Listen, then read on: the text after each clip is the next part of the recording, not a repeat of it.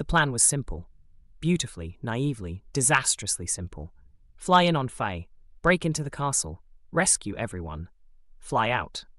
Schlein, Hyrince, and Katia rode through the night sky on the back of a newly evolved lightworm who had been a flight-capable creature for approximately no time at all. Faye's trajectory was stable, which was reassuring. Her speed at full throttle was another matter. Gripping on with anything you had was mandatory, and high-speed flight was conspicuously absent from her skill list. Schlein made a mental note not to think about what she'd be like once she developed that. The castle emerged from the darkness below. Hugo and Sue had already left via teleport, so in theory, nothing too terrifying should be waiting for. Something came screaming toward them at half-a-mile range, leaving a laser trail in the dark. A long-range magic attack? Hyrince's voice came out slightly strangled. They were well over half a mile up, barely even visible from ground level, and yet someone was sniping them from the castle ramparts with accuracy that shouldn't be physically possible. The beam passed close enough to feel. Faye began evading, her movements growing increasingly drastic as the distance closed, and the shots became harder to dodge. Schlein activated clairvoyance. On the ramparts, an old man. Exactly the sort of old man you'd picture if someone said wizard. He was firing these devastating long-range spells from a staff with the bored ease of someone watering houseplants. Hyrince's advice, withdraw. Schlein's counter-argument, Julius would never have given up in a situation like this. Hyrince's response, silence. The resigned silence of a man who knows he's already lost the argument. They activated worm barrier, dragon scales, all available defenses. One beam cut clean through all of them and grazed Schlein's cheek. Auto-recovery closed it in seconds. The fact that it could do that was much less comforting than the speed of recovery. Faye charged straight ahead. What? Trust me. Don't blame me if this gets us all killed. Faye accelerated. Schlein prepared Mirror Shield, a holy light magic counterspell designed to repel incoming attacks. The first beam hit it and bounced away at an angle rather than reflecting back. The sheer force of the spell outpaced what the shield could redirect cleanly. Each successive hit strained the shield further, but the distance was closing. Close enough. Schlein jumped off Faye mid-flight, sword swinging downward as gravity took over. Well, I suppose that earns passing marks. The voice came from beside him. The mage had relocated several feet in the span of a blink. Teleport. The rare spatial magic used casually, like it was nothing. The mage began firing shorter, weaker shots in rapid bursts, machine gun magic that drove Schlein back step by step despite his best deflections. Then Hyrince dropped from the sky, sword splitting the ramparts, and the mage teleported again. Faye circled from above with Katia ready to cast. Oh dear, this is too much. You got me. You got me. This old man is retreating. He teleported away. Did he really retreat? Decided to let us go, more likely, Hyrince said. Probably true. If that mage had wanted them dead, they would be. That was Master Ronandt, the strongest human mage alive and Julius's instructor in magic. Julius always used to call him a funny sort. Looking back at this encounter, Schlein thought he finally understood what that meant. I guess I still have a long way to go. Master Ronandt, for his part, returned to find a certain little girl waiting for him. And where have you been? I can go wherever I please, I'm sure. I suppose. Then I can do whatever I wish too, then, no? Sophia's smile was barbed. She told him she considered him valuable. So valuable it would be a waste that he was merely human. The moment appraisal had failed to work on her, Ronandt had known she wasn't ordinary. And this girl had someone she called Master. Seriously, make a wrong move, and I'll have to crush you. He stepped back and began preparing a spell quietly. Just kidding. Just don't try anything funny. Not that anything you do could stop Master's plan anyway. She walked away. What a shocking thing to say to the strongest human mage. The worst part, she wasn't necessarily wrong. There is always someone stronger. That lesson had been learned long ago. But he'd started to want to teach Julius's younger brother. That boy, the real hero, was still young. If he could surpass what Ronandt himself could not, perhaps there was still hope. Meanwhile, Lower Stratum, rampage mode. She'd gone down there to vent, and the Lower Stratum had obliged. Weak monsters, strong monsters, all equally useful as punching bags. In the process, she'd had an unexpected reunion. Earth Dragon Cagna. She looked at its stats, she looked at them for a while. First thought, walking castle. Imperial scales for base magic resistance, hard armor and steel body stacked on top, comprehensive resistance skills covering every attack type. Most critically, status condition super resistance LV8. Her entire combat philosophy, poison, paralysis, curse, all evil eye effects, rendered functionally useless. Not being able to use poison is kind of a shock. Then she noticed it wasn't alone. Earth Dragon Gera. Speed stat, over 4,000. Dimensional maneuvering. Blade appendages, built to kill things that thought they could outrun it. Kagna, impenetrable fortress. Gera, unstoppable blade. The classic invincible spear and shield combo. One blocks everything while the other attacks. One-on-one, she might handle either. Together, absolutely not. She used teleport immediately. No shame whatsoever. She marked both with wisdom, indefinite position tracking status checks remotely. They moved as a pair, not splitting up anytime soon. Fine, she'd come back when they did. In the meantime, revenge on Araba. She wanted to scope out its stats first. She teleported near the massive pit, careful distance, and found a giant snake monster blocking the path. Enormous, with stealth LV10 and silence LV10, and status condition super resistance LV9. Then it went toward the pit. Battle sounds. Telescopic sight. Araba, dismantling the giant snake like it wasn't even a credible threat. Earth spears erupted wherever the snake touched. Rocks fell from the ceiling. The dragon flowed from evasion to offense in one continuous motion, not skill stats but pure mastery. Years of refinement. Float like a butterfly. Sting like a bee. There have been many times she'd thought she couldn't win. Mother, D, Gulia Distodias. Fear but never yearning. This was different. Watching Araba move, she felt want. To reach that level. To move like that. She burned the image into her mind, then teleported before the dragon could look up. Back in the middle upper border zone, her parallel minds had been busy. Mother was a queen type with a skill allowing control over her children past a certain strength threshold. At some point, she'd crossed it, and hadn't noticed, because the influence was subtle. A slightly off irritation during the fire dragon fight. Occasional thoughts that felt like someone else's. Once she'd identified it, she'd been annoyed. So she'd used the mental connection as a channel to send something back. A reverse-engineered hack, a spirit parasite, a soul virus, steadily crunching away at Mother's mind from the inside. Mother's response: dispatch a physical SWAT team, a Taratect army, led by an Arch Taratect, one step from queenhood, flanked by 3 greater Taratects and a large supporting cast. She spotted the lesser Taratects in the back, so weak. She'd been one of those once. She'd known this army was coming. She'd prepared. She was a spider after all. Not a wanderer, but the type who sets up a web and waits for prey to walk in. The Arch Taratect stepped into the trap. Thread, so thin it was practically invisible, adhesive bonded to the floor. Sticky trap. The Archer's speed was the highest she'd ever appraised, without thought acceleration, foresight, evasion and probability correction all running simultaneously. Those fangs would have connected. Magic warfare and mental warfare pushed its stats higher. Her own were higher still, since magic warfare had evolved into magic divinity, pushing her already absurd magic stats into genuinely unfair territory. Combined with dragon power, magic attack and resistance in the 5-digit range. The Archer's deadly poison attack LV10 plus utility thread to prevent escape was a good combo. She had invented that combo. She was not going to be impressed. Her own Wrath skill, incidentally, raises physical stats roughly as much as level 9 mental warfare, no MP or SP cost, but triggers automatic madness status. Heresy nullification prevents full takeover. Still, partially losing her mind was not a worthwhile trade in a fight she was already winning. No Wrath. HP with perseverance factored in easily surpassed 10,000. Dimensional magic, range teleport.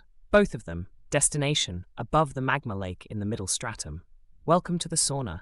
Heat damage, no ground to stand on, fire weakness, and an opponent with range teleport pouring black bullets into it from a small rocky island. Black Bullet, evolved from dark magic, one step below abyss magic. Simple but extremely high damage, and the shock attribute caused explosions on impact. The Arch held on with dimensional maneuvering, tried shooting thread at the ceiling, and even began acquiring dark resistance mid-battle, legitimately impressive, before a black spear, the spear version, adding piercing damage. Ended it. 4 levels gained from 1 fight. She repeated the process with all 3 greater Taratects. The adult Taratects and miscellaneous small fry were dispatched by area magic with approximately the same effort required to blink. The lesser Taratects died from the shockwaves. The throne room was silent. One presence, detected at its center. Shun, Hyrince, and Katia entered without speaking. Cylis sat on the throne. His eyes were clouded. Not the focused, purposeful brainwashing of lust, something cruder, simpler. Repeated compulsion rather than genuine conversion. The result, a man who could only repeat one word. I am the king. King. Kneeling before him, Leston, Clavia, Katia's parents. 4 soldiers stood over them with swords. Those swords swung before anyone could reach them. The heads of 4 people fell to the floor. Katia screamed. Hyrince gritted his teeth. Shun ran forward and picked up Leston's head. Mercy. A forbidden skill. The church considered even possessing it reason enough for execution. He'd acquired it alongside the skill, hidden it immediately behind concealment, and never told anyone what it was. Even Katia had noticed that the healing he'd used on her was no ordinary magic. She'd been genuinely dead, HP at 0, but she'd stopped asking when she saw he didn't want to discuss it. This was what mercy was for. Leston's neck reknit itself. He breathed. 1 revival. 2. 3. 4. Each one consumed enormous MP. His pool was now nearly empty. Each one raised Taboo's skill level. As he revived the last, Taboo, LV9, 1 more use and it would max out. He didn't know what maxing out Taboo did. He had some guesses. None of them were pleasant. Yuri had once implied that even knowing what happens was considered a sin. He checked that all 4 were breathing normally. Then he looked at Cylis. This throne is mine. I am the king. King. The brainwashing had broken the soldiers' minds. It had done the same to Cylis. This cruder variant didn't convert loyalty. It simply overwrote everything else. There was nothing left to save. Shun, let's go, Hyrince said. He chose his path himself. Mercy revives the body. It cannot repair a broken mind. They confirmed the teleport point in the castle was destroyed. The other end had been smashed to prevent invasion from the Empire. Then they left through the courtyard, back to Faye. She complained loudly about the 4 extra unconscious passengers. The way she flew anyway, slow, careful, considerate, told a different story. Katia held her parents and wept. Shun thought about Cylis. About what Julius had believed, that his brother's pure heart from childhood was still in there somewhere, buried under decades of his mother's influence and his own choices. He wasn't sure Julius had been right. He was sure it no longer mattered. Shun. He chose his path himself, and that's just how it ended for him. There's no reason for you to feel bad about it. Hyrince, hiding his own feelings so thoroughly, he might as well be made of stone, choosing to comfort someone else. Shun chose to believe it was true. You have to believe something. Deviation due to resurrection confirmed. That's fortunate. Otherwise, we would have had to take care of it ourselves again. In this case, maybe we should have let him resurrect the king too. I know. You think I'm being too soft. I entrusted this job to you lot. I have no intention of criticizing how you go about it. That is good to hear. Sophia and the others are already on the move, right? I guess the elf village is next. They don't live those long lives of theirs for nothing. Don't let your guard down. A man received an assignment on the worst possible day. His child had been born. He couldn't go home. Meanwhile, the whole empire celebrated because the Sword King, after years of waiting, had finally been blessed with a son, named Hugo. The man felt melancholy by comparison. Then his assignment arrived. Enter the Great Elro Labyrinth. Find a mysterious spider-type monster, tame it, or kill it. The previous unit had fled. From a spider. An A-rank, possibly S-rank spider who'd eaten an earthworm and driven every surrounding monster out of its territory, and who, separately, had reportedly saved adventurers' lives by defeating an attacking snake and healing their wounded, then taken their dried fruit as payment. He brought 30 elite warriors and Master Ronandt, the strongest human mage. Harumph, to think one such as myself should have to explore a labyrinth at my age? How unlucky. Master Ronandt, if this monster is S rank or above, we will need your power. I know that. Come what may, I shall handle it with ease. Ronandt's attitude was identical everywhere, battlefield included. His power backed it up. They searched the large passage, found the nest, abandoned. Charred remnants of webbing, extremely difficult to burn and then extremely easy to burn once it caught. Continued into a sloping passage toward the middle stratum entrance. Found a large open area, things lying about. He pulled out his level 8 appraisal stone. Arch Taratect. Deceased. 3 greater Taratects, also deceased. And more, too many to count. All Taratect type. All partially eaten. A monster that preyed on S-rank creatures. He'd just reached the conclusion that they should withdraw when the nightmare teleported in. Small. Black, with a white skull-like pattern on its back. Front legs shaped like scythes. 8 red eyes. His body cowered without his permission. Even Ronandt was trembling. Ronandt, who had handled everything, including a beam-deflecting engagement with 3 heroes with complete equanimity, was staring at this creature with wide eyes and shaking. How can this be? Such power, such power. Impossible. What is this creature? The summoner activated his appraisal stone simultaneously with Ronandt's skill. The stats and skill lists that appeared were, then, appraisal blocked. Ronandt nearly lost his mind. Wait, show me more. The summoner shouted retreat. 8 soldiers at the front collapsed. The spider hadn't moved. It was simply standing there. That was enough. Then the spider peeled off its own skin. The soldiers closest to it broke. One charged. A wall of earth rose from the ground to meet him, and the summoner, looking at the skill list he'd managed to read before appraisal was blocked, was certain he hadn't seen earth magic on it. What? Ronandt bellowed. It created magic from scratch without using a skill? There was a 4 gods-esque arrangement. Bird, turtle, tiger, waterworm. The summoner released Kirakok the black bird, rock turtle the big rock-shaped tortoise, feverroot the highlighter pink tiger, and sweeten the waterworm that looked more like a pufferfish than anything. Knockoffs.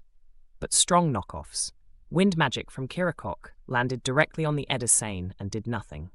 Suiton's water breath turned to steam before reaching it. A terrain spear impaled Feverroot mid-leap. Kirakok fell from the air as if swatted by an invisible hand. Rock Turtle stopped moving. Paralysis status appearing on appraisal. HP draining at an impossible rate despite its enormous reserves. 3 summoned monsters. Gone in moments. The summoner kept going. He summoned again and again, draining MP, drinking recovery potions to continue. Shielding Master Ronandt, who was constructing the large-scale teleport spell to evacuate the remaining troops. Earth and wind magic fired at random, each shot somehow finding a target. More soldiers fell. Eventually, just the 2 of them left. The spider appeared directly into Ronandt, black spear. The summoner stepped in front of it.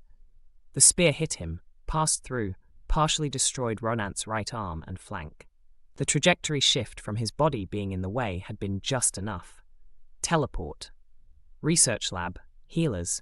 Ronandt healing the summoner's obliterated upper body with 1 functional arm, while other healers worked on Ronandt's missing one. What good is it being the strongest human mage? I couldn't do anything, not a thing. Ronandt's bitter voice echoed in the summoner's ears as consciousness faded. That monster, they would learn later, had since been named the Nightmare of the Labyrinth. She didn't know this yet. She hadn't known what she'd be walking into either. The bee extermination mission at the bottom of the Great Pit had started straightforwardly enough. Jab! Ow! A bee. In her back. A bee had snuck up on her with no stealth skill. While she had detection active, she pulled it off with thread. Jab! Another one. Jab! Cut it out! She processed this. Thanks to pain super mitigation, it didn't hurt much. Thanks to HP auto recovery, the damage was negligible. The bees weren't even triggering danger perception. They apparently didn't register as threats anymore. Her HP was so high that they genuinely weren't. This was both reassuring and extremely annoying. She eventually spotted the hive. Enormous, sized for bees that were nearly 10 feet long themselves. And there, a type she hadn't seen before. General Fingercoat per appraisal. Stronger than the captain bees, roughly snake level. She thought about where she was compared with where she'd started. Most of her stats were barely halfway into the double digits when she'd first fallen into this pit. Now they were approximately 100 times stronger, maybe more, if you counted the skills. Black magic. The hive collapsed. She rained additional spells on it, for thoroughness. Then she teleported back to her home base, and found humans milling around in the wreckage of what had been her web. Activate clairvoyance. The home she'd worked so hard to build, the flame-resistance thread she'd spent weeks perfecting, was ash, burned, gone. The home before this one had been blown away by Araba in the Lower Stratum, and she'd run away because she was too weak to do anything about it. She'd found that memory buried under years of level grinding. Things were different now. She turned off evil eyes as she appeared. If she'd kept them active, people would have started dying from the glance alone. But the knights drew their swords anyway. Higher stats than the previous group, some past 500. A mage type and a warrior type with summoning skill. Then the strange sensation of being appraised, and there it was in her status, flashing red. Very high-level appraisal skill. Quit peeping. Ruler's authority. Appraisal blocked. Then she turned cursed evil eye on the crowd. 8 soldiers dropped immediately. She processed this. I didn't actually mean to kill anyone. Further processing. Did I? In her old life, she'd obeyed the social contract primarily because breaking it was inconvenient, not deep moral conviction. And here, they'd burned her home, trespassed, attacked. Her mother, her siblings, every creature in this world had been trying to kill her since she was born. The humans had started it. Also, 2 levels gained. More EXP per person than a greater Taratect. Humans' experience value is way too tempting. She was a monster. This was an honest acknowledgement. The Summoner's 4 gods lineup: blackbird, rock-like turtle, highlighter pink tiger, pufferfish water worm. She let the bird and the water worm hit her for the wind and water resistance gains. The tiger was useless for skills, so she dealt with it using terrain spear. Proficiency reached, acquired skill, earth magic LV1. Interesting. Using magic she'd memorized from observation, terrain spear, copied from watching Araba fight, had accumulated earth magic proficiency rather than terrain magic proficiency. The lesser skill from the same school. So learning magic from scratch, without a skill, was like walking somewhere instead of taking a train. Slower, harder, you have to reconstruct the route yourself. But if you know the path, you can still get there. This meant she could copy any magic she'd seen cast, and eventually acquire the skill from the proficiency. She filed this away as extremely useful. The bird, wind magic observations, copy the construction, repellent evil eye to knock it down when it had served its purpose. Rock turtle, Jinx evil eye drained its absurd SP reserves, which were honestly delicious. She let the remaining knights make a run for it and cut them down with earth and wind magic, while accumulating proficiency. The mage, who had figured out he needed large-scale teleport to evacuate anyone, began constructing the spell at the back of the formation, while the summoner burned through summons to shield him. She appreciated the effort. It wasn't going to work. She appeared in front of the mage. Black spear. The summoner stepped in front of it. They teleported. 2 survivors, marked by wisdom. She could find them whenever she wanted. She watched the remaining 4 soldiers who had escaped on foot scramble toward the exit. If they're running to the exit, they'll lead me right to it. It had been a long time. She wanted to leave the labyrinth. She wanted to breathe outside air and eat non-dungeon food and figure out what to do with everything she'd learned from Taboo. That was the plan. Follow the survivors to the exit, then leave. But first, she just leveled up considerably.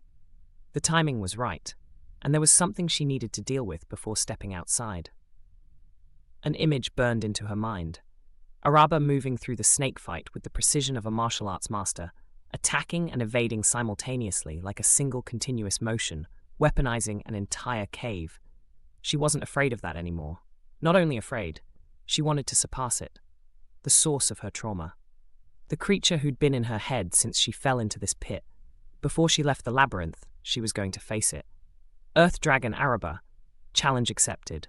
Finally,